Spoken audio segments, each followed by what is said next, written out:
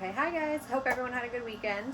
Today I'm going to start a book by the author, the same author of The Magic Finger, one that we read last week. This one's a bit longer, and I'm sure more of you have heard of it. Probably even seen the movie, that the older one or the new one that came out. So we're going to read the first few chapters of Charlie and the Chocolate Factory today by Roald Dahl. And one of Ethan's favorite things to do while he is listening to a story being read is to color. It kind of keeps his hands busy. So maybe you guys want to get out something to color or something to do while you're listening to the stories today. He's going to color in honor of the Chocolate Factory. He's going to do this awesome piece of cake right here. And we'll show you what it looks like at the end. Okay, so let's get started. Chapter 1. Here Comes Charlie. These two very old people are father and mother of Mr. Bucket. Their names are Grandpa Joe and Grandma Josephine. And these two very old people are the father and mother of Mrs. Bucket. Their names are Grandpa George and Grandma Georgina. This is Mr. Bucket, and this is Mrs. Bucket. Mr. and Mrs. Bucket have a small boy whose name is Charlie Bucket. This is Charlie. How do you do? And how do you do? And how do you do again? He is pleased to meet you. The whole of this family, the 6 grown-ups, count them, right? The 2 parents of Mr. Bucket, the 2 of Mrs. Bucket, and Mr. and Mrs. Bucket, and then little Charlie lived together in a small wooden house at the edge of the great town. The house wasn't nearly large enough for so many people, and life was extremely uncomfortable for them all. There were only 2 rooms in the place altogether, and there was only 1 bed.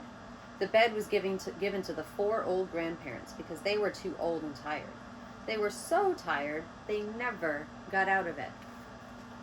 Grandpa Joe and Grandma Josephine on this side, and Grandpa George and Grandma Georgina on that side. Mr. and Mrs. Bucket and little Charlie Bucket slept in the other room upon a mattress on the floor. In the summertime, this wasn't too bad, but when the winter, the freezing cold drafts blew across the floor all night long, and it was awful. There wasn't any question of them being able to buy a better house, or even one more bed to sleep in. They were far too poor for that. Mr. Bucket was the only person in the family with a job. He worked in a toothpaste factory where he sat all day long at a bench and screwed little caps onto the tops of tubes of toothpaste after the tubes had been filled.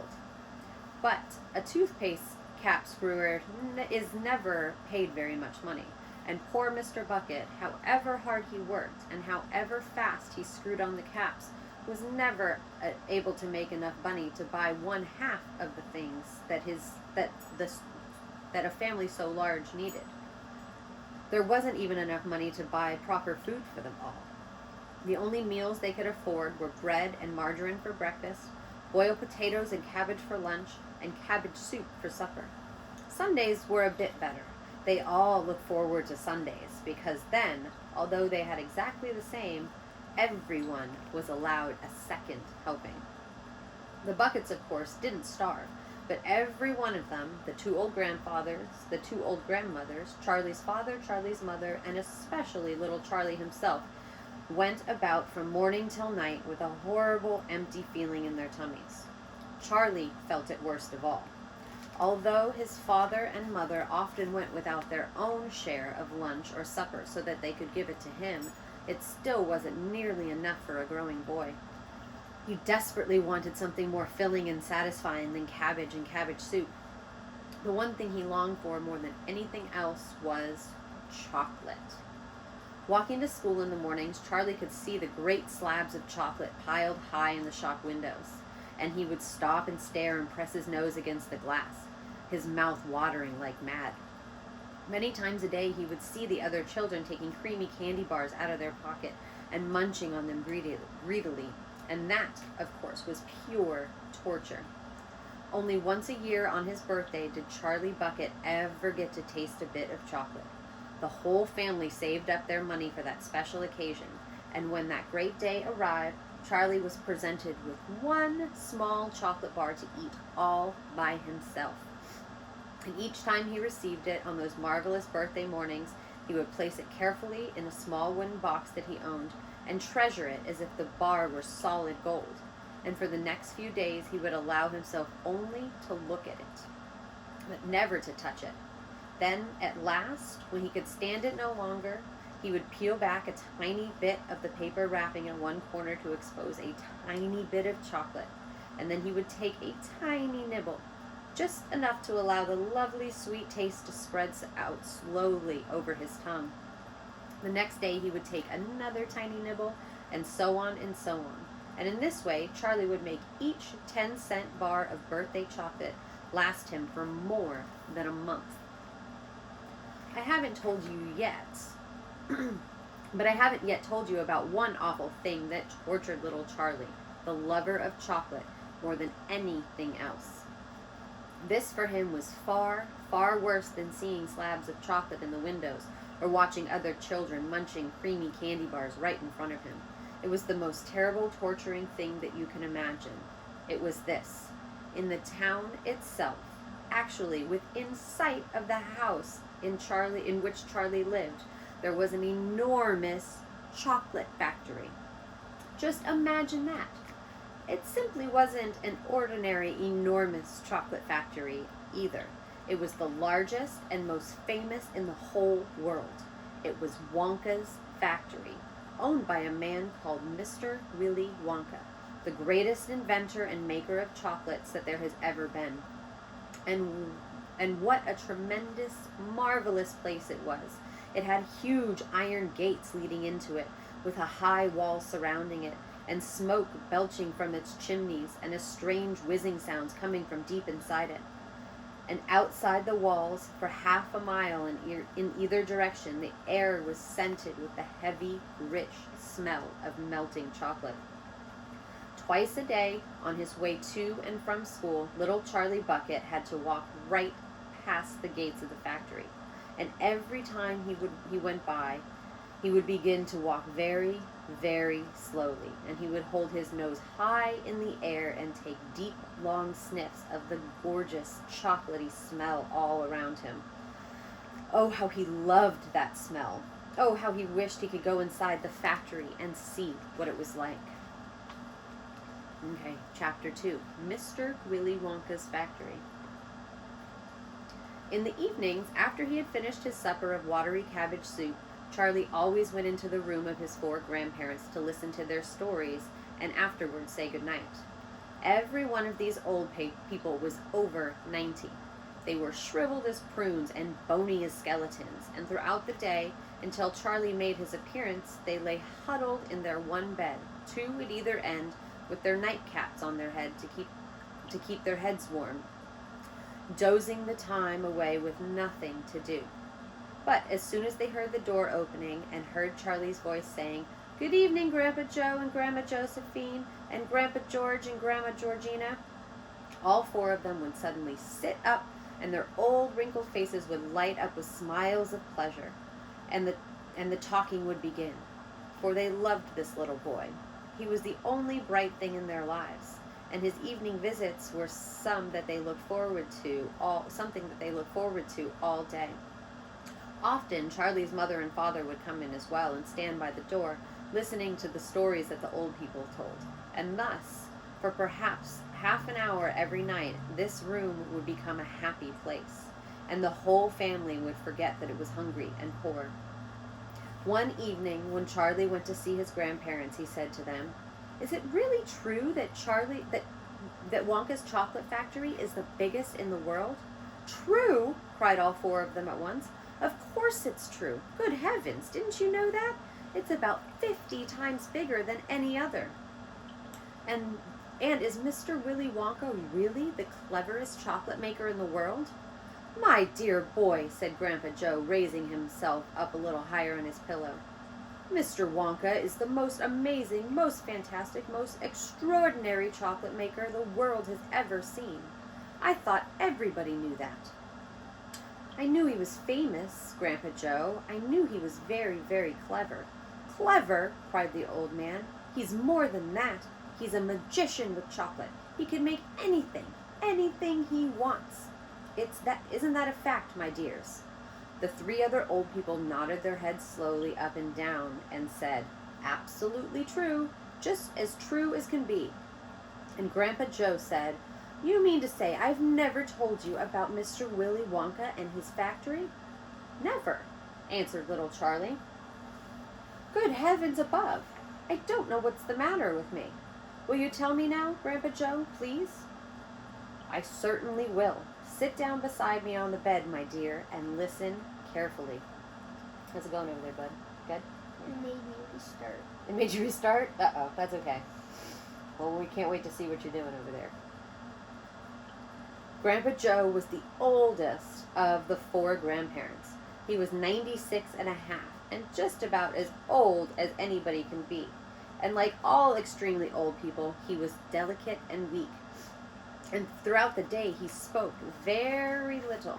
But in the evenings, when Charlie and his beloved grandson was in the room, he seemed in some marvelous way to grow quite a young man. All of his tiredness fell away from him, and he became eager and excited as a young boy. Oh, what a man he is, this Mr. Willy Wonka, cried Grandpa Joe. Did you know, for example, he has himself invented more than 200 kinds of candy bars, each with a different center, each far sweeter and creamier and more delicious than anything the other chocolate factories can make. Perfectly true, cried Grandma Josephine, and he sends them to all four corners of the earth. Isn't that so, Grandpa Joe? It is, my dear, it is, and to all the kings and presidents of the world. But it isn't only candy bars that he makes. Oh, dear me, no. He has some really fantastic inventions up his sleeve, Mr. Willy Wonka has. Did you know he's invented a way of making chocolate ice cream so that it stays cold for hours and hours without being in an icebox? You can even leave it lying in the sun all morning on a hot day, and it won't go runny. But that's impossible, said little Charlie, staring at his grandfather. Of course it's impossible, cried Grandpa Joe. It's completely absurd, but Mr. Willy Wonka has done it. Quite right, the others agreed, nodding their heads. Mr. Wonka has done it. And then again, Grandpa Joe went on, speaking very slowly now, so Charlie wouldn't miss a word. Mr. Willy Wonka can make marshmallows, taste of violets, and rich caramels that change color every 10 seconds when you suck them. Little feathery sweets that melt away deliciously the moment you put them between your lips. And he can make chewing gum that never loses its taste, and candy balloons that you blow up to enormous sizes before you pop them with a pin and gobble them up. And by a most secret method, he can make lovely blue bird eggs with black spots on them. When you put one of these in your mouth, it gradually gets smaller and smaller and smaller until suddenly there's nothing left except a tiny little pink sugary baby bird sitting on the tip of your tongue. Grandpa Joe paused and ran the point of his tongue slowly over his lips. Makes my mouth water just thinking about it, he said. Mine too, said little Charlie. But please go on. While they were talking, Mr. and Mrs. Bucket, Charlie's mother and father, had come quietly into the room and were now both standing just beside the door listening. Tell Charlie about the crazy Indian prince, said Grandma Josephine. He'd like to hear that. You mean Prince Pondicherry? Said Grandpa Joe, and began chuckling with laughter. Completely dotty, said Grandpa George. But very rich, said Grandma Georgina. What did he do? Asked Charlie eagerly.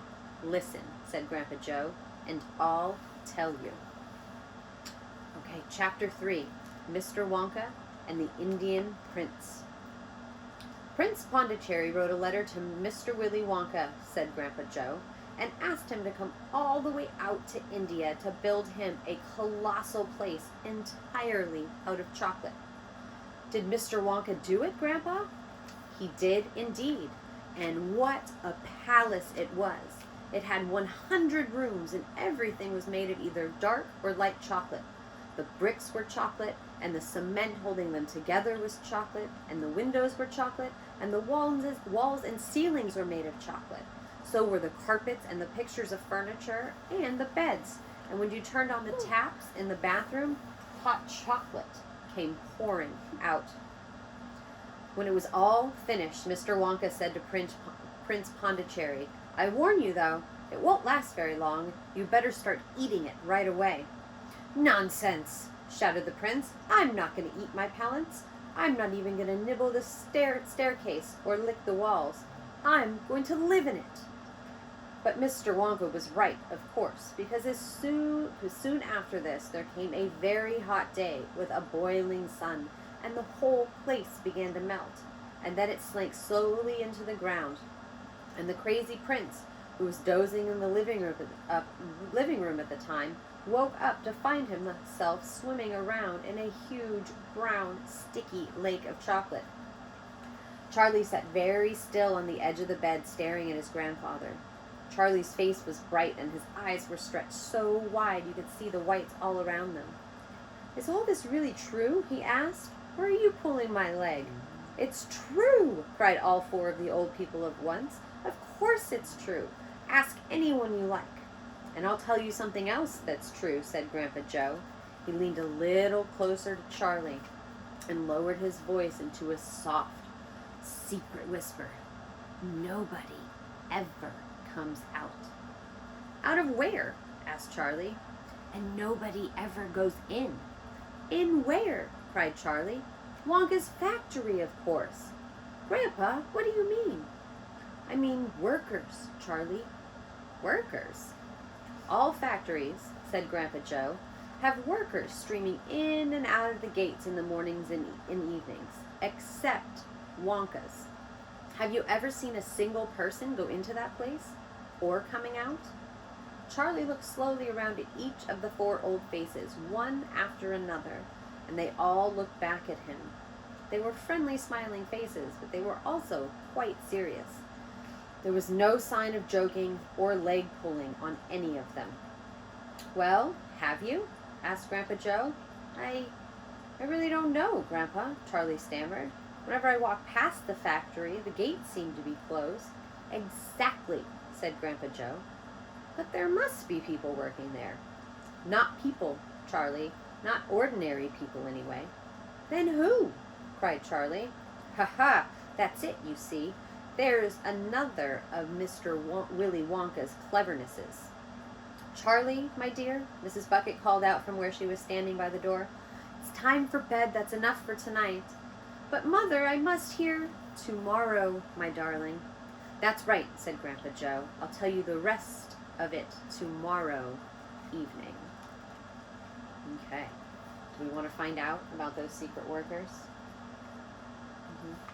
Okay, Chapter 4, The Secret Workers. The next evening, Grandpa Joe went on with his story. "You see, Charlie," he said, "not so very long ago there used to be thousands of people working in Mr. Willy Wonka's factory.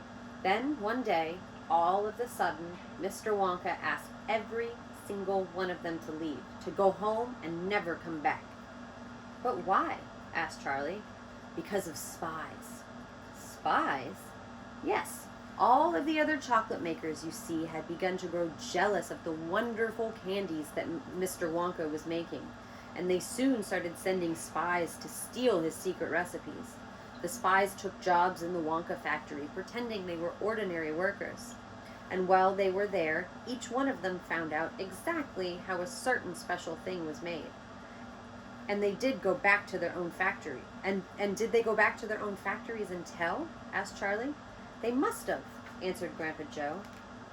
"Because soon after that, Fickelgerber's factory started making an ice cream that would never melt, even in the hottest sun. Then Mr. Prodeno's factory came out with a chewing gum that never lost its flavor, however much you chewed on it. Then Mr. Slugworth's factory began making candies, balloons that you could blow up to huge sizes before you popped them with a pin and gobbled them up. And so on and so on. And Mr. Willy Wonka tore his beard and shouted, "This is terrible! I shall be ruined. These spies are everywhere. I shall have to close the factory." "But he didn't do that," Charlie said. "Oh, yes, he did. He told all the workers that he was sorry, but they would have to go home. Then he shut the main gates and fastened them with a chain. And suddenly, Wonka's giant chocolate factory became silent and deserted. The chimneys stopped smoking, the machines stopped whirring, and from then on, not a single chocolate or candy was made. Not a soul went in or out, and even Mr. Willy Wonka himself disappeared completely. Months and months went by," Grandpa Joe went on, "but still the factory remained closed, and everyone said, 'Poor Mr. Wonka, he was so nice. He made such marvelous things. But he's finished now. It's all over.' Then something astonishing happened. One day, early in the morning, thin columns of white smoke were seen coming out of the tops of the tall chimneys of the factory. People in the town stopped and stared. 'What's going on?' they cried. 'Someone's lit the furnaces. Mr. Wonka must be opening up again.' They ran to the gates, expecting to see them wide open and Mr. Wonka standing there to welcome back his workers. But no, the iron gates were still locked and chained as securely as ever, and Mr. Wonka was nowhere to be seen. 'But the factory is working,' the people shouted. 'Listen, you can hear the machines. They're all whirring again. And you can smell the smell of the melting chocolate in the air.' Grandpa Joe leaned forward and laid a long, bony finger on Charlie's knee. He said softly, 'But the most mysterious of all, Charlie, were the shadows in the windows of the factory. The people standing on the street outside could see small, dark shadows moving about behind frosted glass windows.' 'Shadows of whom?' Charlie asked quickly. That's exactly what everyone else wanted to know. 'The place is full of workers,' the people shouted, 'but nobody's gone in. The gates are locked. It's crazy. Nobody ever comes out, either.' But there was no question at all, said Grandpa Joe. The factory was running, and it had gone on running ever since for these past 10 years. What's more, the chocolates and candies it's been turning out have become more fantastic and delicious all the time. And of course now, when Mr. Wonka invents something new, some new and wonderful candy, neither Mr. Fickleburger, nor Mr. Pondrose, nor Mr. Slugworth, nor anybody else is able to copy it. No spies can go in and out of the factory to find out how it's made." "But Grandpa, who?" cried Charlie. "Who is Mr. Wonka using to do all the work in the factory?" "Nobody knows, Charlie." "But that's absurd. Hasn't anyone asked Mr. Wonka?" "Nobody sees him anymore. He never comes out. The only thing that comes out of that place are chocolates and candies, and they come through a special trap door in the wall, all packed and addressed, and they're picked up every day by post office trucks." "But Grandpa, what sort of people are they that work in there?" "My dearest boy," said Grandpa Joe, "that's one of the great mysteries of the chocolate making world.